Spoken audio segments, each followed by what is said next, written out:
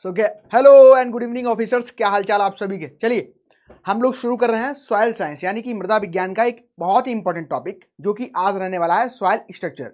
इससे पिछली क्लास में हमने सॉइल के कलर के बारे में पढ़ा था और वहाँ पे थोड़ा हमारा डिस्कशन भी हुआ था कि सॉइल स्ट्रक्चर है क्या बेसिकली और कितने टाइप की होती है, कैसे इसका हम क्लासिफिकेशन करते हैं। लेकिन आज हम डिटेल में समझ लेंगे सॉइल के स्ट्रक्चर के बारे में।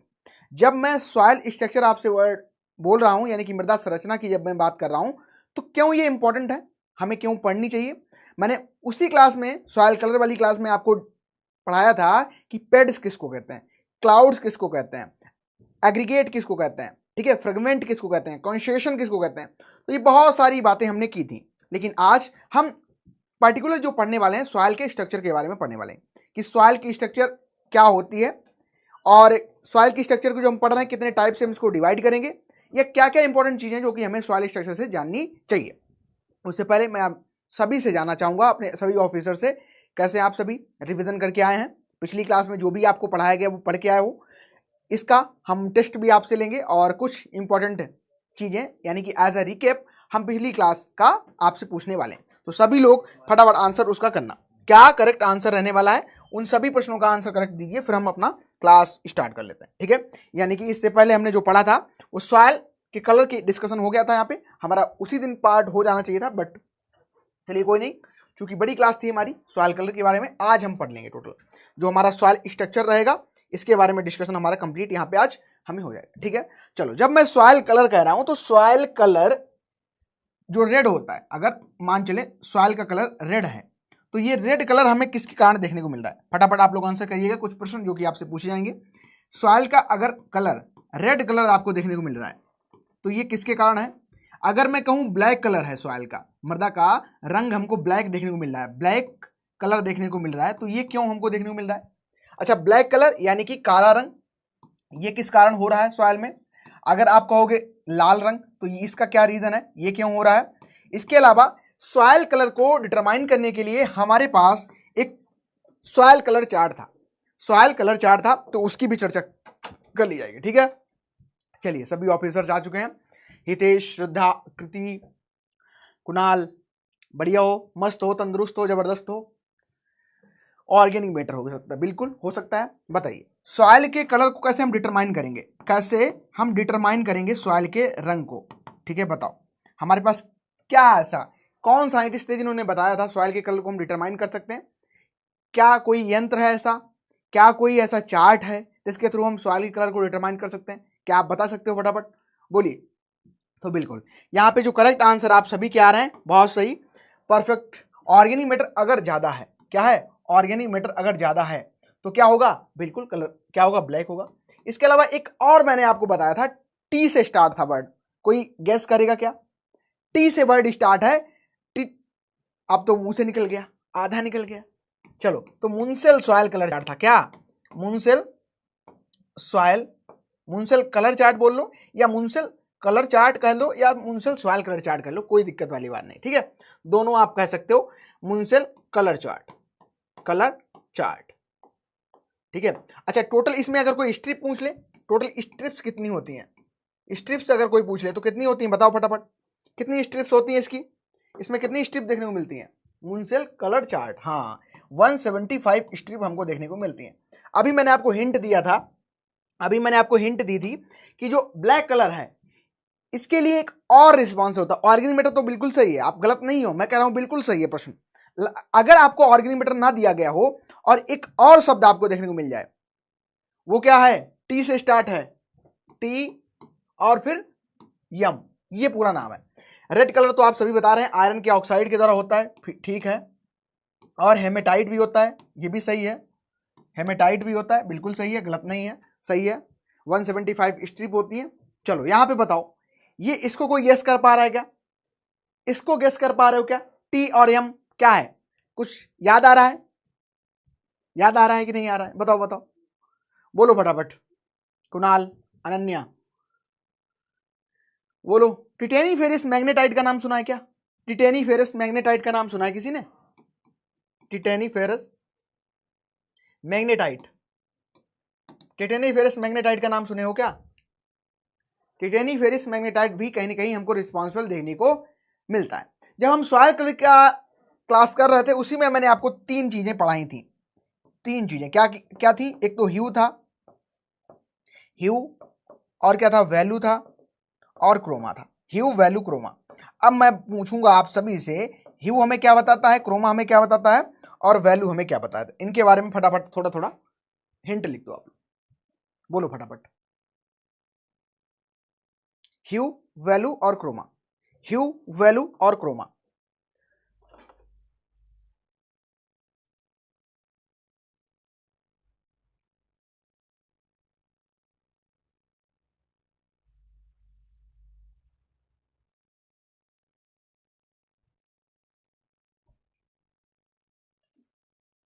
ठीक है, ह्यू, वैल्यू और क्रोमा, इनके बारे में लिखो। ह्यू क्या बताता है? प्योरिटी बताता है। ह्यू प्योरिटी बताता है, ये क्रोमा प्योरिटी बताता है। ह्यू क्या बताता है? डोमिनेंट स्पेक्ट्रम कलर कौन सा है? क्या है? डोमिनेंट कलर कौन सा है? डोमिनेंट स्पेक्ट्रम कलर कौन सा है? ठीक है। और वैल्यू क्या बताता है? वैल्यू क्या बताता है? ह्यू हो गया। वैल्यू का क्या बताता है? ह्यू लिख दिया, डोमिनेंट स्पेक्ट्रम कलर। सही है अनन्या, सही है आपका हितेश। ह्यू डोमिनेंट स्पेक्ट्रम कलर बताता है। ये वैल्यू क्या बताता है? डार्कनेस, या हम कहेंगे लाइट। डार्कनेस कितनी है, या कितना लाइट है ऑफ कलर। ठीक है। और ये क्रोमा बताता है हमारा प्योरिटी। ठीक है, क्या बताता है? कितनी प्योरिटी उसकी है। ठीक है, चलो। वैल्यू बताता है लाइटनेस और डार्कनेस। बहुत सही, लाइटनेस और डार्कनेस। वैल्यू बताता है लाइटनेस और डार्कनेस। क्रोमा बताता है कि उस कलर की प्योरिटी कितनी है, कितना ज्यादा वो कलर प्योर है। जब हम एज ए स्पेक्ट्रल में देखते हैं, ठीक है, स्पेक्ट्रल में उसको देखते हैं तो कितना ज्यादा हमको उसमें प्योरिटी देखने को मिलती है। तो ये हमारा करेक्ट आंसर यहां से रहने वाला है। ठीक है, याद कर लेना, याद कर लेना, इंपॉर्टेंट है। यहां से क्वेश्चन सीधे आ जाते हैं कभी कभी, है ना। पूछ देता है कि ह्यू क्या बताता है, वैल्यू क्या बताता है। कुछ शब्द हैं, एक दो वर्ड हैं, आपको याद रखोगे तो याद हो जाएगा। ह्यू क्या है? डोमिनेंट स्पेक्ट्रम कलर को बताता है। वैल्यू डार्कनेस और लाइटनेस को बताता है, किस कलर की डार्कनेस कितनी है, लाइटनेस कितनी है। बताया भी था कि यहाँ पे लड़के थोड़ा पीछे आ जाएंगे लाइन में, क्योंकि उनको कलर सिर्फ एक ही समझ आता है। पीला है तो वो सिर्फ पीला है ना। लाल है तो सिर्फ लाल है। लेकिन यहाँ पे जो गर्ल्स हमारी होती है वो काफी इसको कैटेगराइज कर लेती हैं। रेड है तो डार्क रेड है कि लाइट रेड है। ठीक है, इसी तरीके से तो आपको समझाया भी था। इसी प्रकार से क्रोमा है, क्रोमा बेसिकली प्योरिटी बताता है। यहाँ पे समझ गए? क्लियर है सभी का? चलो बढ़े आगे। हम आज पढ़ने वाले क्या है? तो आज हम पढ़ेंगे सॉइल स्ट्रक्चर के बारे में, सॉइल के स्ट्रक्चर के बारे में। तो सॉइल स्ट्रक्चर पढ़ने से पहले हमें इस ग्राफ पे आना पड़ेगा, और ग्राफ में हम थोड़ी इंपॉर्टेंट चीजें उनको हम समझ लेंगे। ठीक है, क्या क्या वो इंपॉर्टेंट चीजें हैं? जैसा कि हम जब सॉइल स्ट्रक्चर की बात करते हैं तो सबसे पहले आपको एक वर्ड याद रखना है। देखो, किसी भी चीज को कैसे और अच्छे से और कैसे इजी तरीके से आप उसको याद कर सकते हो। देखो, कठिन करने के लिए आप बहुत कठिन कर सकते हो। अब सॉइल स्ट्रक्चर को ही आप क्या है, रॉकेट साइंस तो बन नहीं जाएगी। आप कैसे और इसको इजी करके याद रखते हो। एग्जामिनेशन में क्या होता है, आपको सभी चीजें आती हैं, लेकिन आपका जो माइंड होता है रिकेप नहीं कर पाता। अब रिकेप कैसे कर पाओगे? आप हर एक डेफिनेशन से दो तीन वर्ड पकड़ो, क्या क्या इंपॉर्टेंट हो सकते हैं। जैसे मैं सॉइल स्ट्रक्चर की बात करूं, मृदा संरचना की बात करूं, तो क्या हो सकता है मृदा संरचना में? कि अरेंजमेंट ऑफ प्राइमरी और सेकेंडरी पार्टिकल्स। क्या है? Arrangement of primary and secondary particles in soil is known as soil structure. फिर से बोलो फटाफट, क्या है? Arrangement of primary and secondary particles is known as soil structure. तो सॉइल स्ट्रक्चर की बात कर रहे हैं, यानी कि प्राइमरी कौन कौन से पार्टिकल हैं, सेकेंडरी कौन कौन से पार्टिकल, ये हमें थोड़ा जान लेंगे तो और हमारा क्लियर हो जाएगा। अरेंजमेंट यानी कि किस तरीके से आपस में जुड़े हुए हैं, किस तरीके से आपस में जुड़े हुए हैं। मैंने पिछली क्लास में आपको समझाया भी था। क्या समझाया था? तो पेड्स के बारे में समझाया था। ठीक है, पेड्स क्या होते हैं, पेड्स के बारे में बताया था। क्लॉड्स क्या होते हैं, क्लॉड्स के बारे में बताया था। एग्रीगेट क्या होते हैं, उनके बारे में बताया था। एग्रीगेट के बारे में बताया था। और एग्रीगेट के अलावा यहाँ पे मैंने आपको कंसेशन के बारे में बताया था, कंसेशन के बारे में भी बताया था। और साथ साथ यहाँ पे एक और मैंने बताया था, फ्रेगमेंट। ठीक है, फ्रेगमेंट के बारे में बताया था। मैं ये भी जानना चाहूंगा कि आप सभी को क्या ये सब चीजें जो बताई गई थी वो याद है कि नहीं याद है। और यहाँ पे हमारे पास दो चीजें और निकल के आ रही हैं आज की क्लास में। क्या है? एक तो हमारे पास प्राइमरी पार्टिकल्स, ठीक है, एक हम वर्ड यूज कर रहे हैं प्राइमरी, प्राइमरी पार्टिकल। वर्ड कौन सा यूज कर रहे हैं? Primary particle. और दूसरा हम वर्ड यूज कर रहे हैं सेकेंडरी पार्टिकल, सेकेंडरी पार्टिकल। ठीक है, दो ही शब्द हैं, दो ही शब्द समझना है, दो ही शब्दों के बारे में हमें जानना है। और इनका हमें क्या करना है? अरेंजमेंट। ठीक है, इनका हमें क्या समझना है? अरेंजमेंट कैसे हो रहा है, अरेंजमेंट। अगर ये 3 चीजें हम समझ गए तो बिल्कुल सॉइल स्ट्रक्चर हमारे लिए बहुत ही आसान हो जाएगा। सॉइल स्ट्रक्चर हमारे लिए बहुत ही आसान हो जाएगा। अब आ जाओ, क्या हमें पढ़ना है, क्या इसमें हमें समझना है? और जैसे कि मैं कहूं अगर आपसे प्राइमरी पार्टिकल, तो प्राइमरी पार्टिकल से आप क्या समझते हो? प्राइमरी पार्टिकल से आप क्या समझते हो? प्राइमरी पार्टिकल से आप ये समझते हो कि प्राइमरी पार्टिकल में बेसिकली कौन कौन से आते हैं? आपका सेंड पार्टिकल हो गया, ये आपका प्राइमरी आता है। सेंड पार्टिकल्स किसमें आता है? बोलो फटाफट बोलो, आप लोग बोलो। प्राइमरी पार्टिकल्स जब आप बात करोगे तो प्राइमरी पार्टिकल में क्या है? सेंड आ रहा है।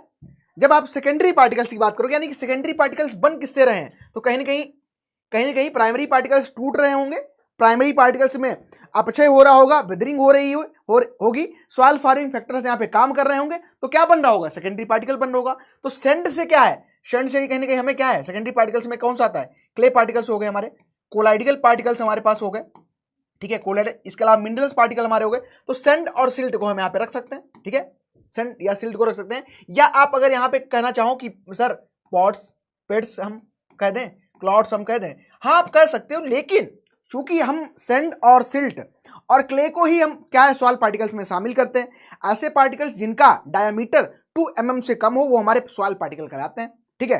तो आप अगर पेड कह रहे हो, अगर आप क्लॉट कह रहे हो, अगर पबल कह रहे हो, अगर आप बेबल्स कह रहे हो, तो ये गलत नहीं है, लेकिन गलत है एज अ साइंटिफिक जब हम बात करेंगे, क्योंकि उनको हम सॉइल में कंसीडर नहीं करते हैं, सॉइल के जो पार्टिकल्स हैं उनमें हम कंसीडर नहीं करते हैं।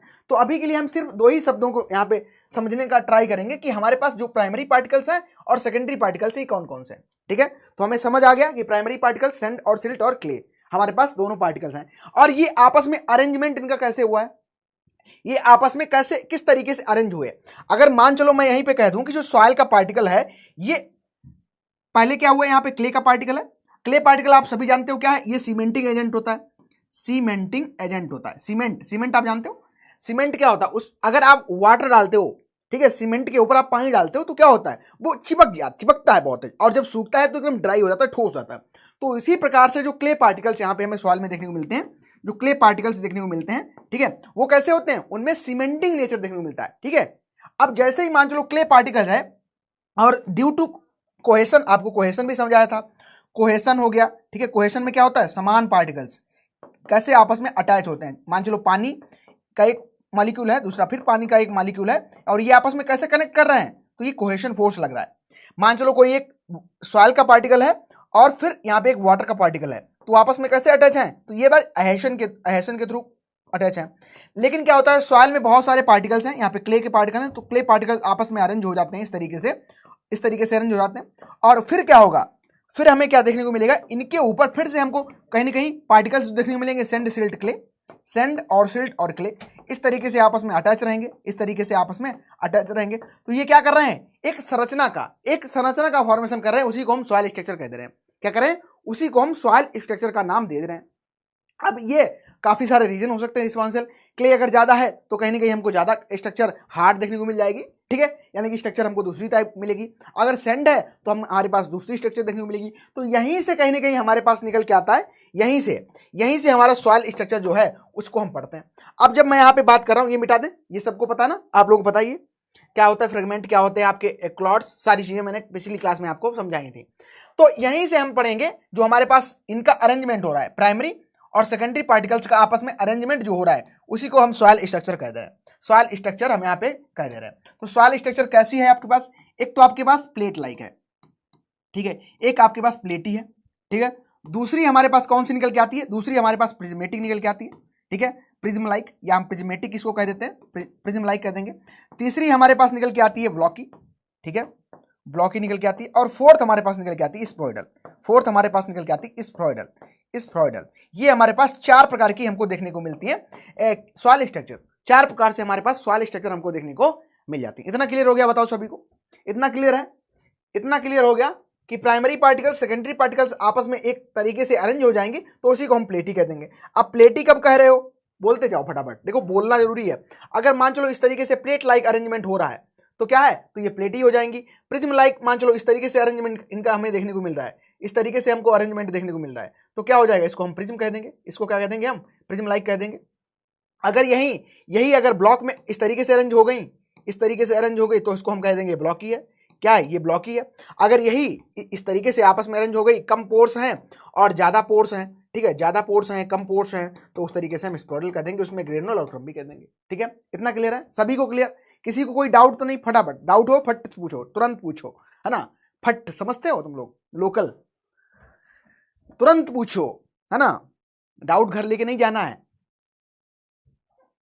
और मैं तो मान के यही चल रहा हूं कि आपको टाइम मिला था और आप सभी जो पिछले पढ़ाया गया था, पीछे आपको क्लाउड्स, कंसंट्रेशन, पॉट्स, आपके क्लाउड्स, एग्रीगेट, सब कुछ आपको याद होगा। ठीक है, आगे बढ़े, आ जाओ, अब आओ, अब ये आपको समझ आ गया, तब समझ सकते हो कि अब अगर आप समझ गए वो चीज, ठीक है, primary particles, secondary particles, arrangement, आप तीन शब्द समझ गए, तब आप समझ सकते हो इसकी डिफिनेशन।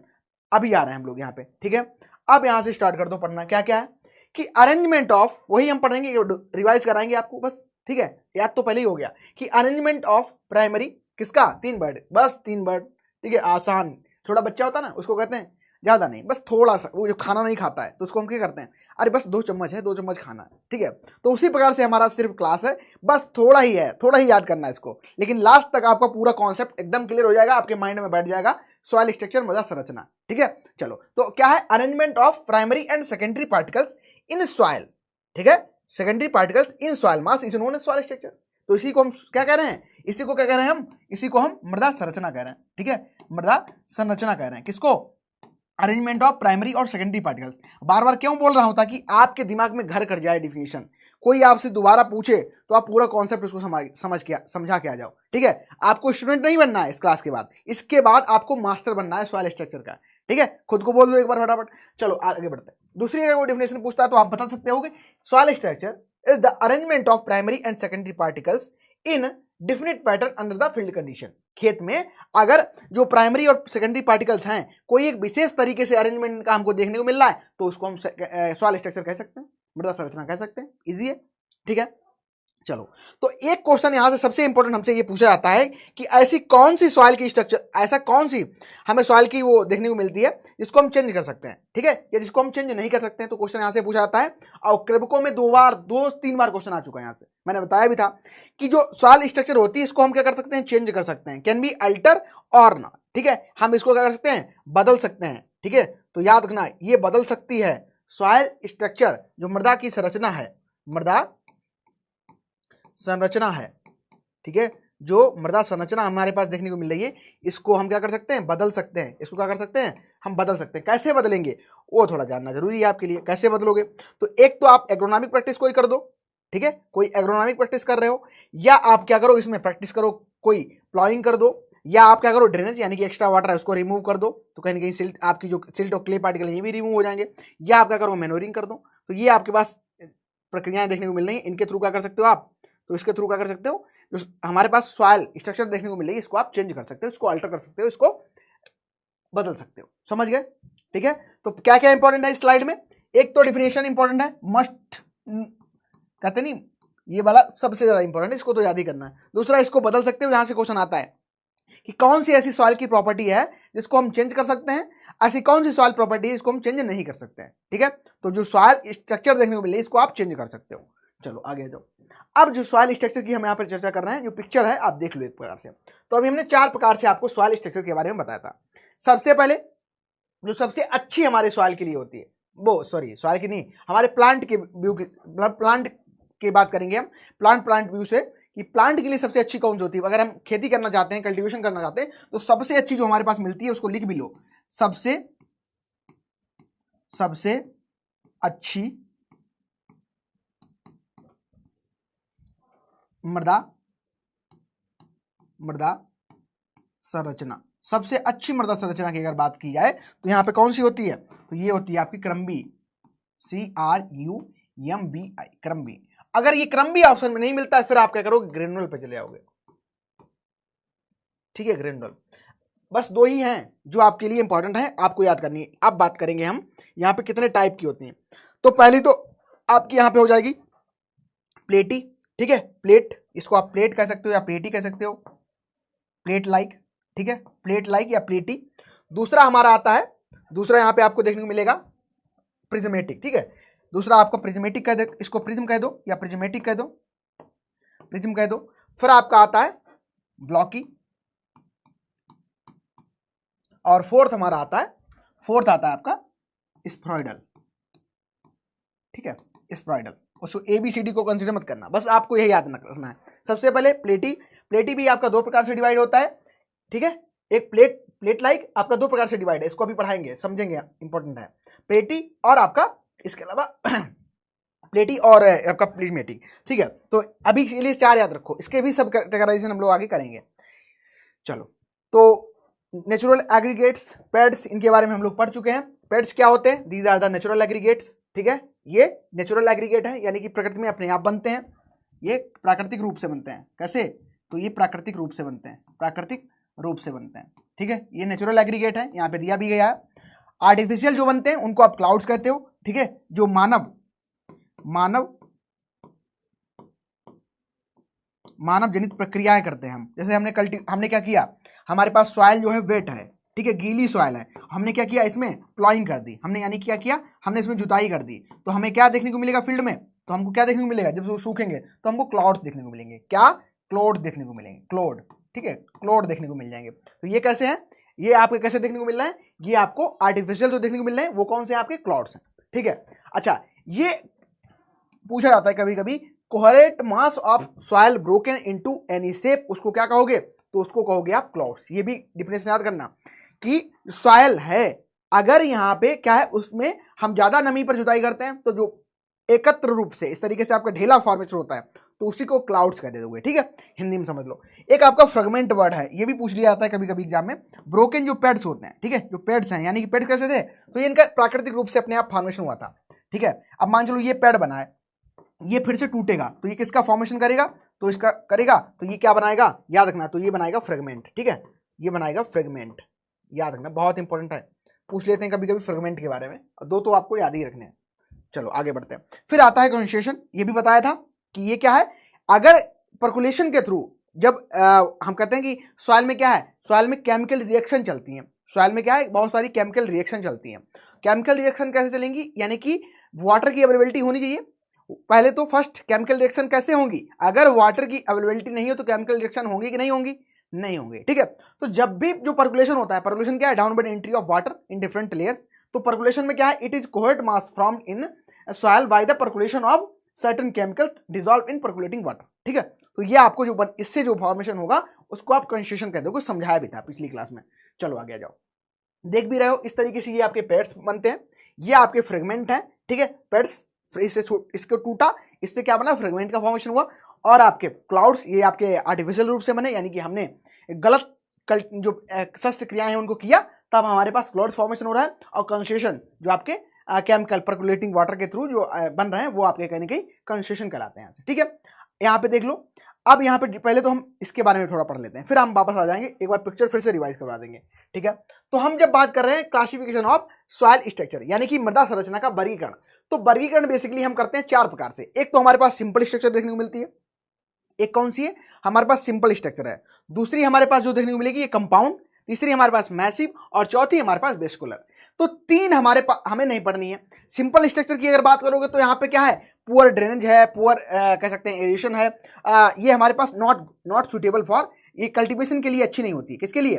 तो कल्टीवेशन की अगर आप बात करोगे, कल्टीवेशन पॉइंट ऑफ व्यू से अगर हम लोग यहाँ पे चर्चा कर रहे हैं तो ये दिस इज नॉट गुड, ये गुड नहीं होती है, ठीक है। अगर गुड नहीं है तो हम उसको क्या करेंगे? उसको हम पढ़ेंगे भी नहीं और हमारे लिए कोई इंपॉर्टेंस भी नहीं। हमारा बेसिकली उद्देश्य क्या है? सॉइल से कैसे हम प्लांट उगाएं, अच्छे से ग्रो हो उनकी, ऑप्टिमम हमको यील्ड मिले। तो सिंपल स्ट्रक्चर में क्या है? सभी जो कंडीशन है प्लांट के ग्रोइंग पॉइंट ऑफ व्यू से, तो वो हमारे लिए फेवरेबल देखने को नहीं मिलती है, तो ये नहीं पढ़ेंगे। कंपाउंड स्ट्रक्चर हमारे पास देखने को मिलती है। कंपाउंड स्ट्रक्चर में भी सबसे जो अच्छी है वो स्पोइडल में हमारे पास क्रम भी निकल के आती है, भी बताया भी था, वो सबसे इंपॉर्टेंट है। मैसिव स्ट्रक्चर इसको भी नहीं पढ़ेंगे। और वेस्कुलर स्ट्रक्चर से कभी कभी क्वेश्चन पूछ लेते हैं, जो आपकी कह सकते हैं आपकी प्रिज्म, इसमें लेटराइट जो सॉइल होते हैं, ठीक है, लेटराइट सॉइल, लेटराइट सॉइल में कभी कभी देखने को मिलता है ये, या कभी कभी क्वेश्चन ये भी पूछ लेते हैं कि जो वेस्कुलर स्ट्रक्चर है इसमें हमें स्ट्रक्चर कैसी देखने को मिलती है? तो हनी, याद रखना, यहां पे हमको कैसे देखने को मिलती है? तो हनी कॉम्ब लाइक, ठीक है, हनी कॉम्ब लाइक स्ट्रक्चर कभी कभी देखने को मिलती है। और कभी कभी घुमा के क्वेश्चन ये भी पूछते हैं कि लेटराइट सॉइल में किस तरीके से स्ट्रक्चर हमको देखने को मिलती है? तो याद रखना, हनी कॉम्ब लाइक स्ट्रक्चर आपको देखने को मिलती है किसमें, लेटराइट सॉइल में या फिर वेस्कुलर स्ट्रक्चर में।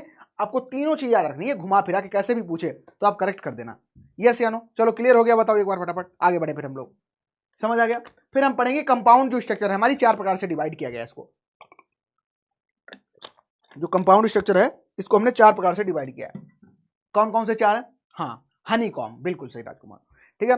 तो इसमें आपका सबसे पहले प्लेट है, ठीक है, प्लेट नहीं, प्लेट हो गया, फिर आपकी ब्लॉकी हो गया, ठीक है, दूसरी आपकी ब्लॉकी हो गई, तीसरी हमारी प्रिज्म हो गई, ठीक है, प्रिज्म हमारे पास हो गया, और फोर्थ हमारी हो गई स्फेरॉइडल हो गई, ठीक है, स्फेरॉइडल हो गई। ये 4 प्रकार से हमको पढ़नी है। क्लियर है? इतना क्लियर? किसी को कोई डाउट तो नहीं? पीछे कोई डाउट किसी का तो नहीं? ठीक है, बताओ, पीछे डाउट तो नहीं है? क्लियर है सब कुछ? चलो, कौन कौन से ऐसे फैक्टर्स हैं जो कि सॉइल स्ट्रक्चर को अफेक्ट करते हैं, ठीक है, कौन कौन से ऐसे फैक्टर्स हैं जो कि अफेक्ट करते हैं। सबसे पहले एक काम करते हैं, हम सॉइल स्ट्रक्चर के बारे में पढ़ लेते हैं, फिर फैक्टर्स को डिस्कस कर लेंगे, तब आपको ज्यादा क्लियर हो जाएगा, ठीक है।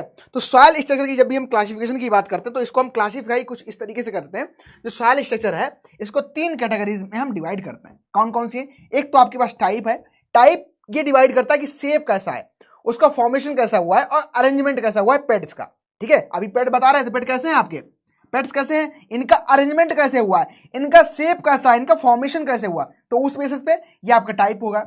दूसरा आता है क्लासेस के बेसिस, ये बेसिकली हमको बताता है कि साइज कैसा है पेड्स का, जो पेड्स है इसका साइज कैसा है, ठीक है। और इसको हम 5 प्रकार से डिवाइड करते हैं। एक आपका वेरी फाइन हो गया, एक आपका वेरी थिन हो गया, दूसरा हमारा फाइन या थिन कह देंगे, तीसरा मीडियम, चौथा हमारा कोर्स और थिक इसको कह देंगे, और फिफ्थ हमारा यह है वेरी कोर्स या हम वेरी थिक कह देंगे।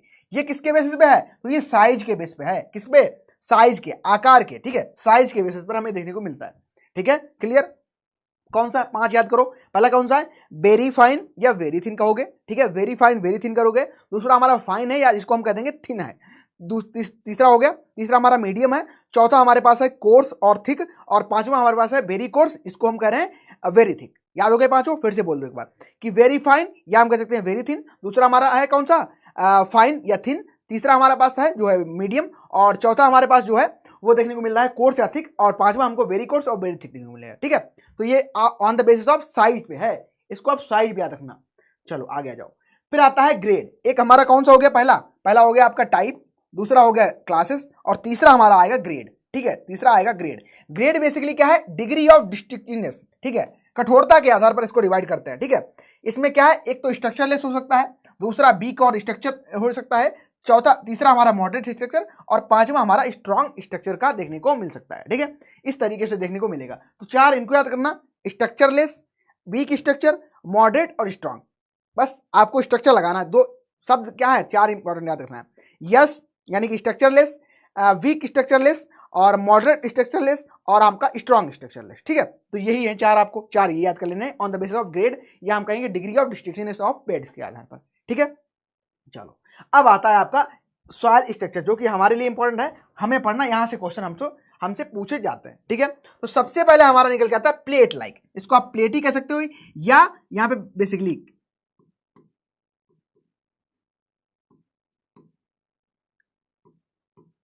प्लेट, ठीक है, प्लेट लाइक आपको देखने को मिल रहा है। प्लेट लाइक की जब भी आप बात करोगे सॉइल स्ट्रक्चर यहां पे कैसी देखने को मिलती है, तो जैसे प्लेट जो वर्ड है आपका, ठीक है, जो प्लेट वर्ड है इससे क्या समझ आता है आपको? क्या याद आ रहा है? इस तरीके से प्लेट्स हैं, तो जब इस तरीके से प्लेट्स आपको नजर आती हैं तो उसको आप प्लेटी कह देते हो, प्लेटी। लेकिन ये भी आपकी 2 प्रकार से डिवाइड होती हैं। कौन कौन सी?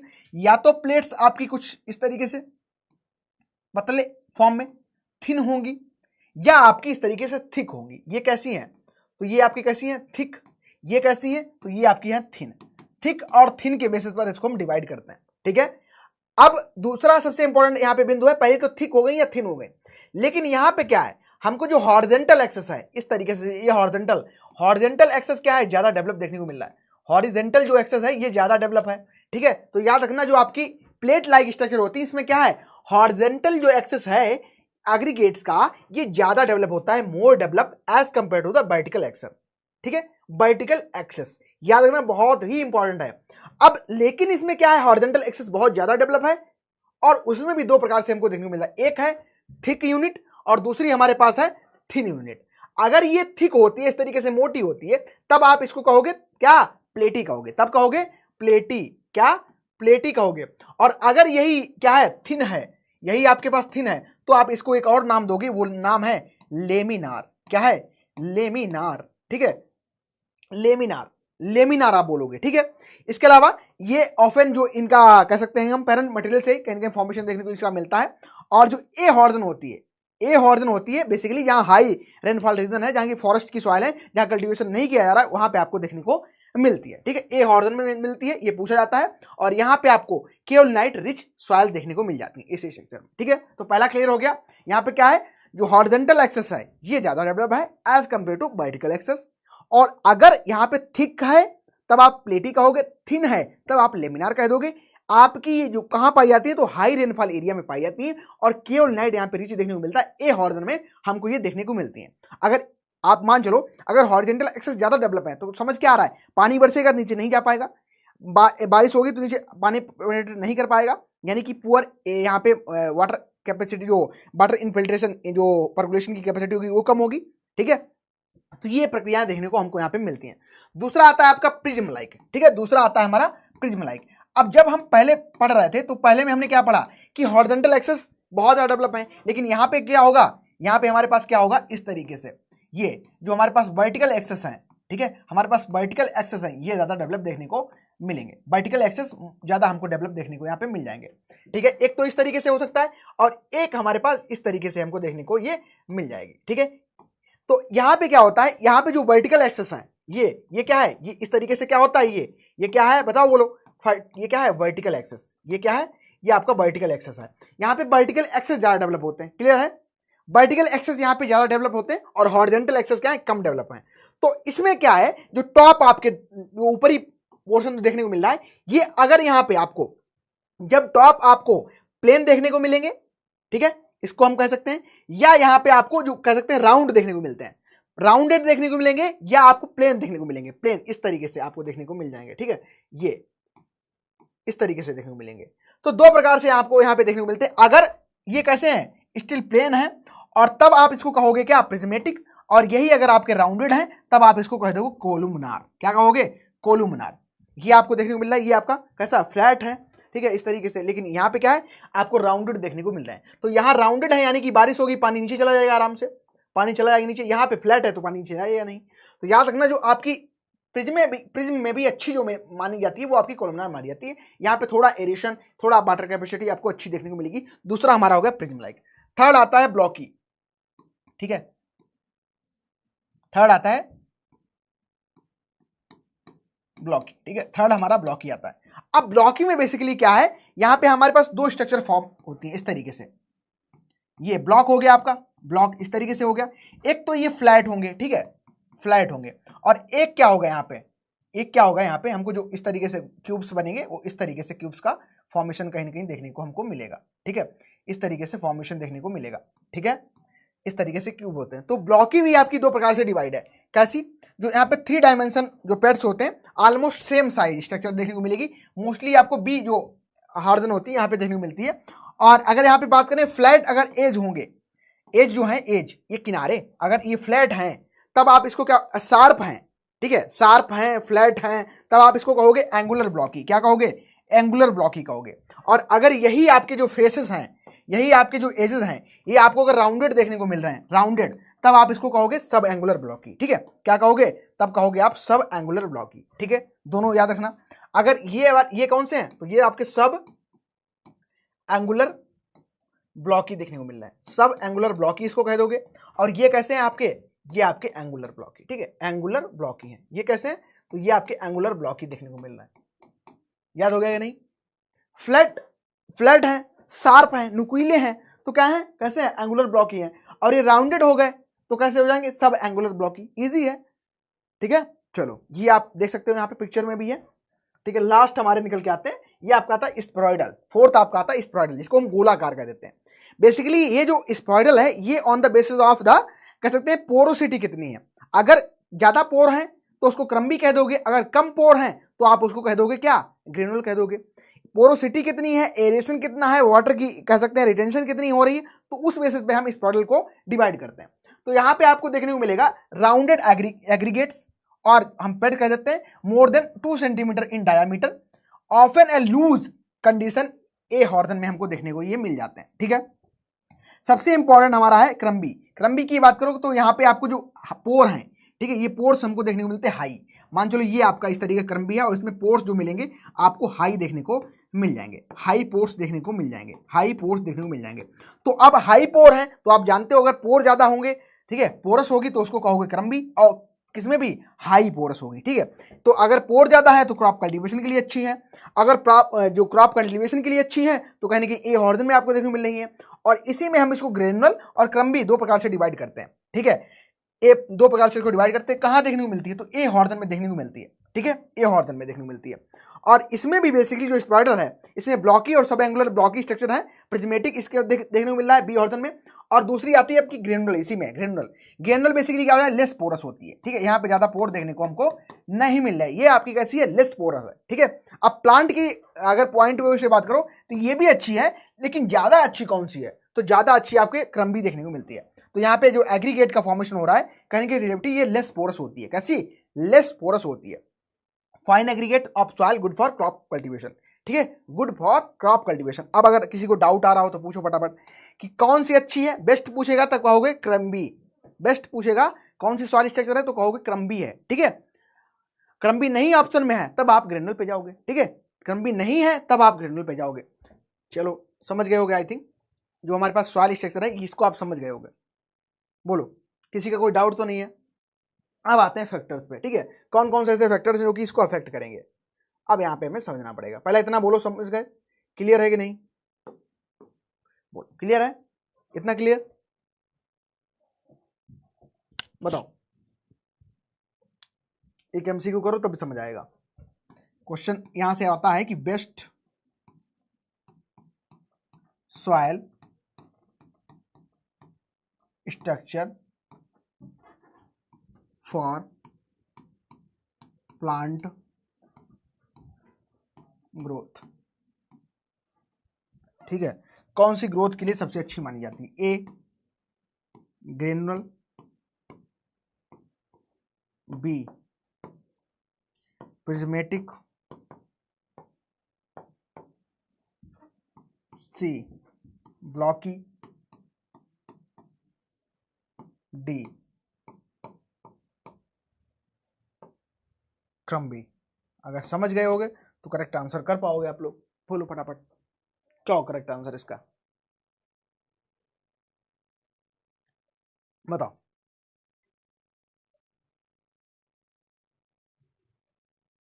क्या करेक्ट आंसर है इसका,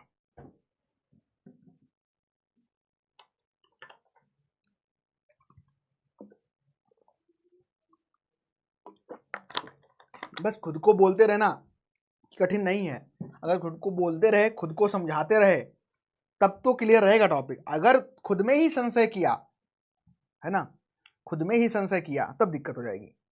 तो यूपी के रीजन की एक बहुत अच्छी कहीं ना कहीं एक कहावत है, उसमें कहते हैं, आपको सुना ही देता हूं और अच्छा मन बहक जाएगा ना, तुम लोग और क्लियर हो जाएगा अच्छे से।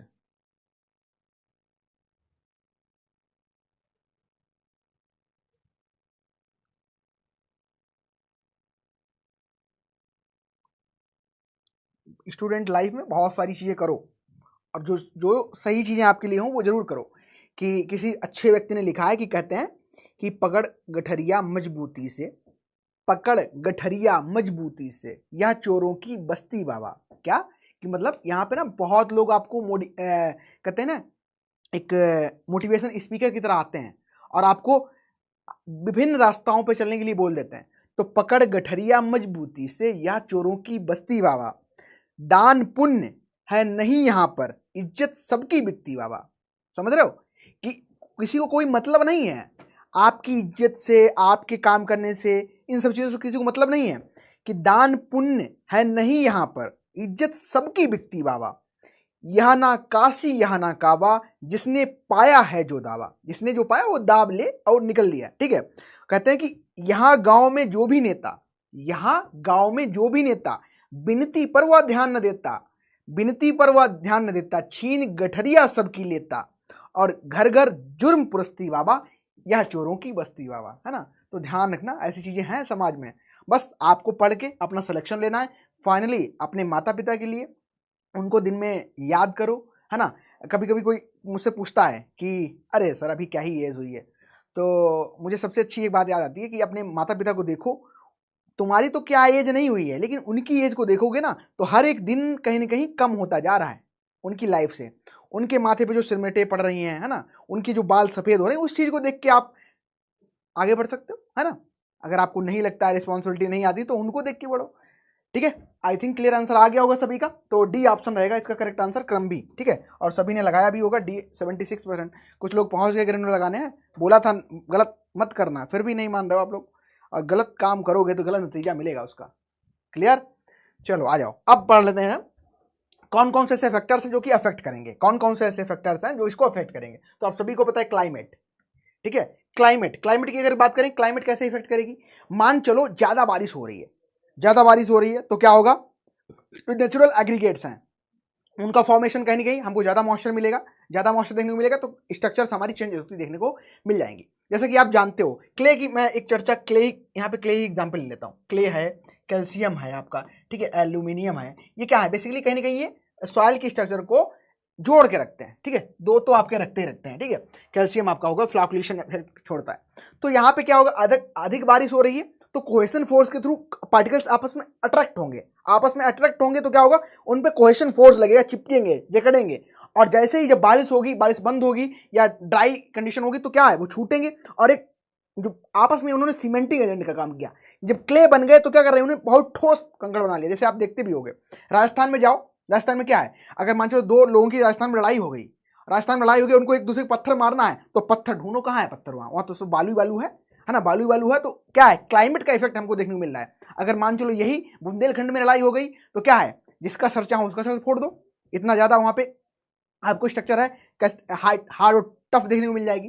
तो ये डिपेंड करता है क्लाइमेट पे। तो सबसे अच्छा एग्जांपल समझ सकते हो, आपका जो राजस्थान वाला रीजन है, यहाँ पे आपको आलू देखने को मिलेगी, स्ट्रक्चर का फॉर्मेशन हो ही नहीं पाएगा। वही आप महाराष्ट्र पहुंच जाओ, क्ले वहाँ पे कंटेंट अच्छा है, ब्लैक सॉइल है, तो अच्छे से फॉर्मेशन उधर देखने को मिलेगा। दूसरा ऑर्गेनिक मैटर, सेम वही कंटेंट है। ऑर्गेनिक मैटर कंटेंट बढ़ने से भी कहीं ना कहीं हमारे पास पोरोसिटी, और पोरोसिटी जो ऑर्गेनिक मैटर ज्यादा होगा तो पोरोसिटी हमारे पास ज्यादा बढ़ेगी। ठीक है, और कम होगा तो उसी प्रकार से हमारे पास जो सॉइल स्ट्रक्चर है वो देखने को मिल जाएगी। एनिमल क्या करेंगे, कहीं ना कहीं सड़ जाएंगे, गल जाएंगे, मर जाएंगे बेचारे, वो भी ऑर्गेनिक मैटर ऐड करेंगे। तो ऑर्गेनिक मैटर बेसिकली आप कह सकते हो उसी का पार्ट है। टिलेज कल्टीवेशन, टिलेज कैसे कर रहे हो, अब मान चलो टिलेज ऑपरेशन आप ज्यादा कर रहे हो, तो सॉइल स्ट्रक्चर क्या है, आप उसको ब्रेक कर दे रहे हो। और इसमें भी सबसे इंपॉर्टेंट है कंसिस्टेंसी, हम पढ़ेंगे एक टॉपिक सॉइल कंसिस्टेंसी, उसमें एक फ्राइबल कंसिस्टेंसी होती है, सबसे बेस्ट मानी जाती है फॉर द टिलेज ऑपरेशन।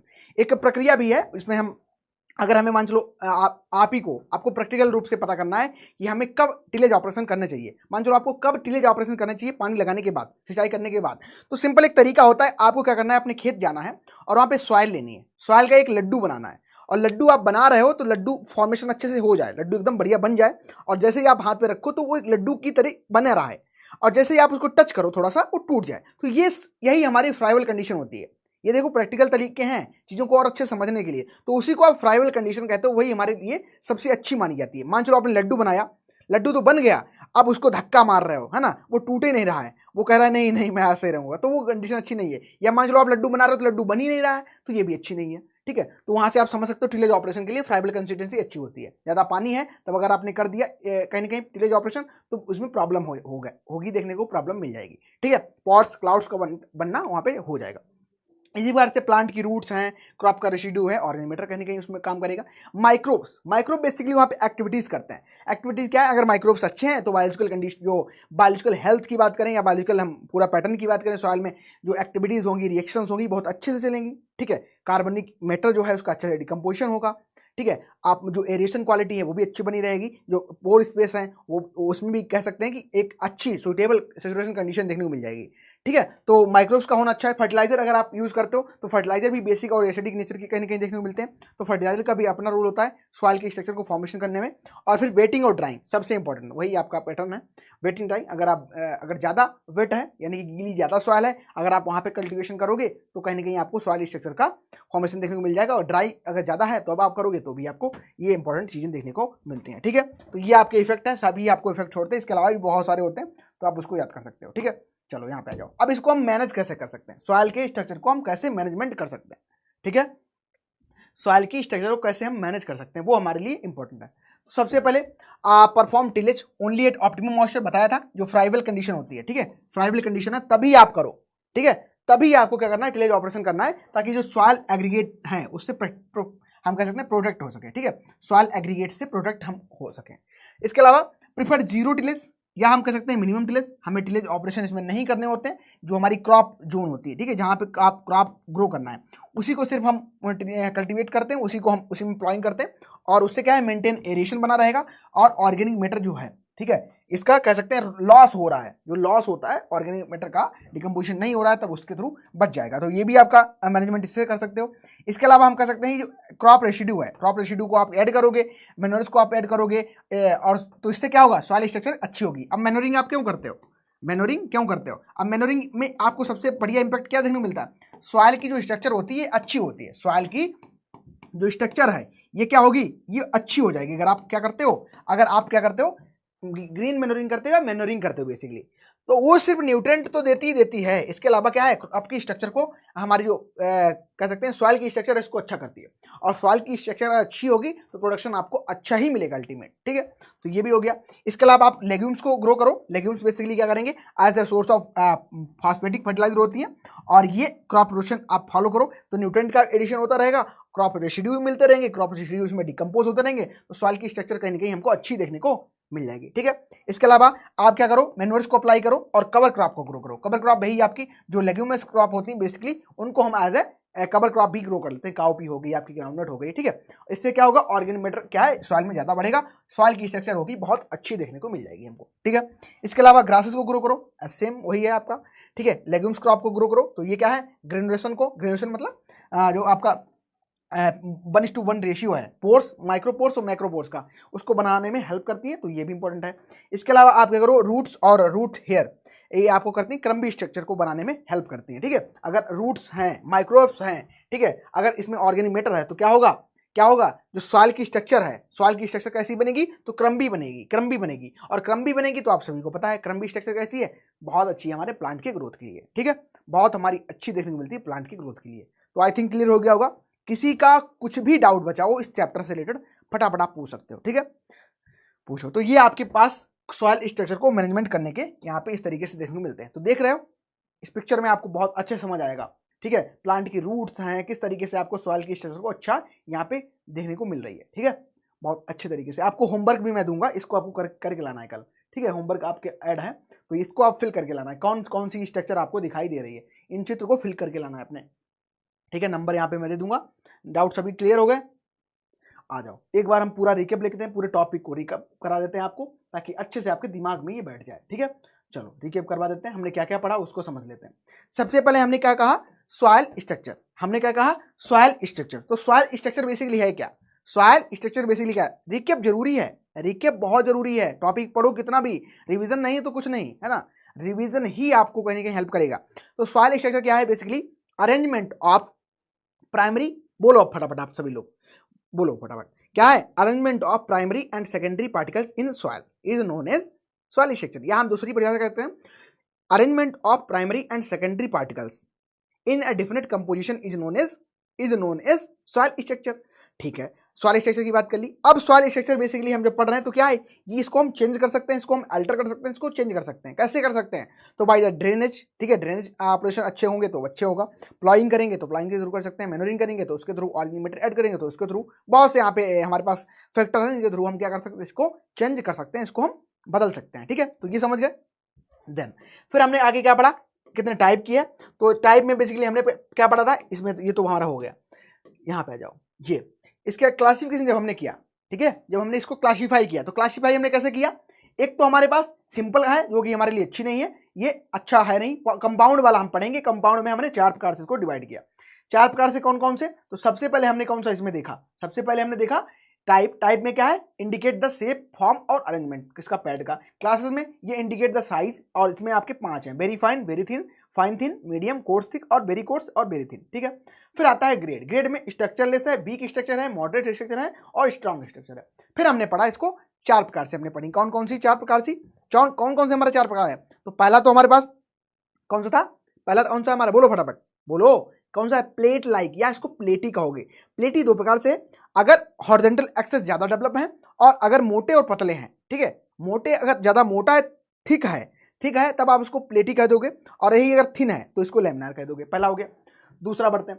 दूसरा हमने पढ़ा था prism like. Prism like basically क्या है? यहाँ पे जो वर्टिकल एक्सेस है ये ज्यादा डेवलप है, और वर्टिकल एक्सेस में अगर फ्लैट देखने को मिल रहा है, इस तरीके से फ्लैट है और ऐसे राउंडेड है, तो भी उनको 2 नाम दे रहे हैं। क्या क्या नाम दे रहे हैं? एक तो हमारे पास कैसा हो गया, एक अगर हमारे पास फ्लैट है तब उसको क्या कह रहे हो? फ्लैट है तब उसको कह रहे हो प्रिज्मेटिक। अगर वही हमारे पास राउंडेड है तब उसको कह रहे हो कोलुमनार, ठीक है। दूसरा हो गया।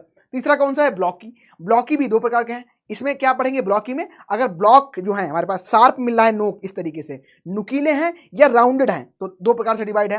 ब्लॉकी में अगर ये आपके शार्प हैं, ये जो एज है, एज, इसी को एज कहते हो, एज, ठीक, किनारे, एज अगर शार्प है तो एंगुलर हो जाएंगे, अगर ये राउंडेड है तो आपके कैसे हो जाएंगे? तो आपके सब एंगुलर हो जाएंगे, समझ गए। फिर आता है आपका स्पोइडल, सबसे अच्छा, सबसे बेस्ट, सबसे अच्छा, सबसे बेस्ट। इसमें कौन सा है? क्रम्बी है। क्रम्बी में क्या? हाई पोरोसिटी है, हाई पोरस है। सॉइल में जब हम कल्टीवेशन करते हैं तो वहां पे रूट को अच्छे से एरेशन मिलेगा। सॉइल में माइक्रोपोर्स मैक्रोपोर्स अच्छी मात्रा में है, तो क्या है? कंडीशन हमारे लिए बेस्ट है फॉर द कल्टीवेशन के लिए। तो ये हो गया इसमें क्रम्बी। और कौन से आपका? ग्रेनुलर है।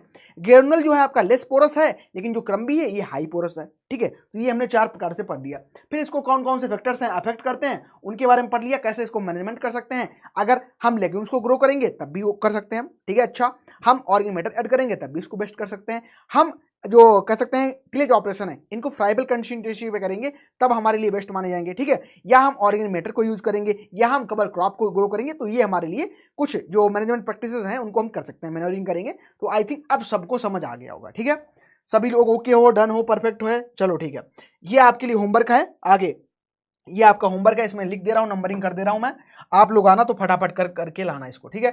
फर्स्ट आपको देखने को मिल रहा है, सेकंड है आपका, थर्ड है, ये आपका फोर्थ है, ये आपका फिफ्थ है, नाम लिख के लाना है, और ये आपका सिक्स्थ है। ये आपका होमवर्क है, ठीक है। इसको आपको करके लाना है, होम वर्क है। ये आपको क्या करना है? इसको लेवल करके लाना है, ठीक है। लेवल करना है इसको, ठीक है।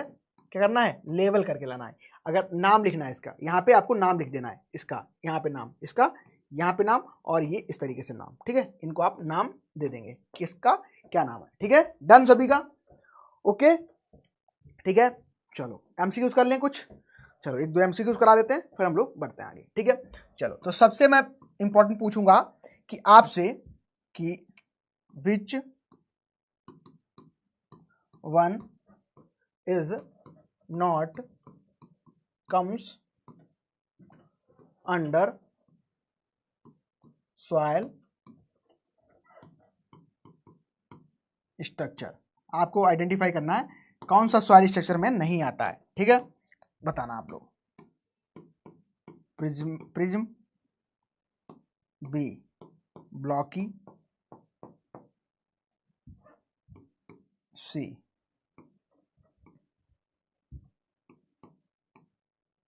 क्रम्बी, और डी मैसिव। बताना है, फटाफट बोलिए कौन सा इसमें नहीं आता है। आंसर आपको करेक्ट करना है, कौन सा सॉइल स्ट्रक्चर में नहीं आता है। बताओ कौन सा सॉइल स्ट्रक्चर में नहीं आएगा।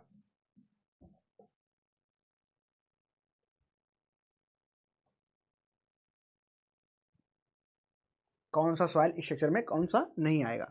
और देखो सिंपल तरीका, समझो, प्रैक्टिस करो, रिवीजन करो, ये कंटिन्यू करते रहना।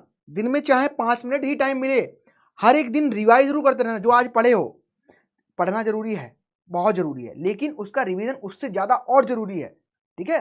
रिवीजन ही आपको कहीं ना कहीं सक्सेस दिलाएगा। क्वेश्चन प्रैक्टिस करो, कहीं से मिल जाए। अब जब पढ़ चुके हो कहीं से प्रैक्टिस करो, कुछ समझ नहीं आता फिर से पूछो, है ना। चलो आ जाओ। तो करेक्ट आंसर आई थिंक आप सभी का आ चुका होगा, और यहाँ पे करेक्ट आंसर की बात करें तो डी आंसर हमारा हो जाएगा, ठीक है। डी आंसर 5% लोगों का सही है यहाँ पे, ठीक है। क्या गलत क्यों कर दिया तुम लोगों ने? ये 25% कहाँ चला गया हमारा? चलो दूसरा बताओ, क्वेश्चन बताओ। विच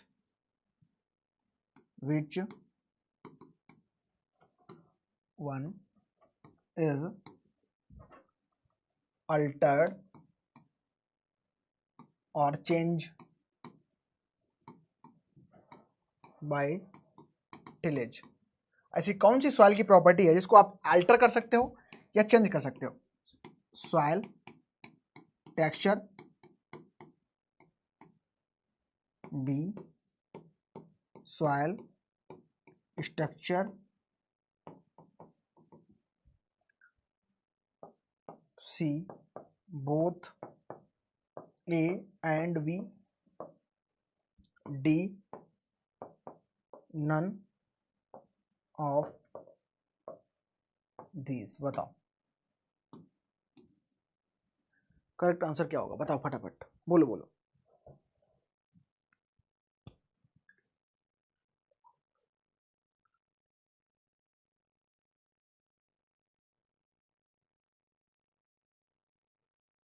बताओ करेक्ट आंसर क्या होगा इसका?